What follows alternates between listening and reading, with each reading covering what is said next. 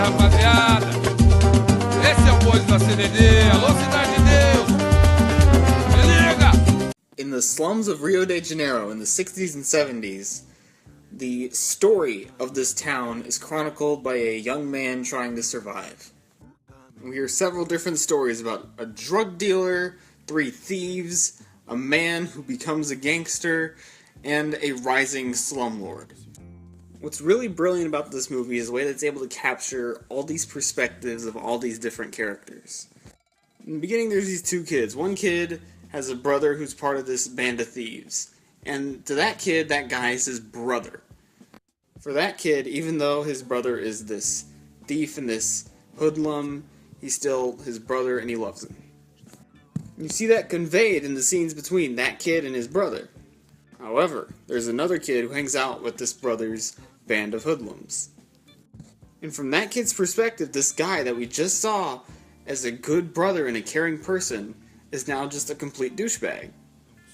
And from that kid's perspective, that guy is not a brother, he's a bully. Another example is there's this gangster, and he basically is just the slumlord. He owns that whole part of town. And he's selling drugs. Every once in a while he feels the need to shoot someone. There's a scene that's particularly horrific in that sense. But at the same time, he wants the police out of that part of town, so he tries to make sure that crime is not running rampant through the streets.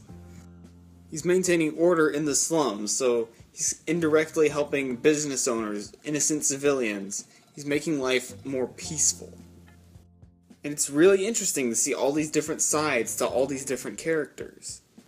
All these characters are complicated, flawed, human, and it just makes the whole movie feel more real. This movie is brilliantly edited. There's so many great cuts, there's so many great choices that they make in terms of editing. There's a sequence where they're telling the story of this one apartment that people deal drugs out of. That whole sequence is one frame in the apartment, and we just see it change as time goes by.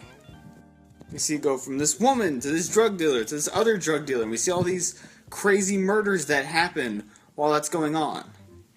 And everyone is just fading in and out of the scene, and it's just so seamless and smooth. It's brilliant editing. And to do that story that way gives us this perspective. It shows us the change in that apartment.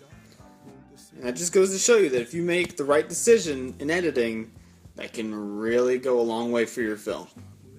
It's a phenomenally directed movie throughout. Every performance is great, the story flows seamlessly. There's never a dull moment, it's endlessly engaging.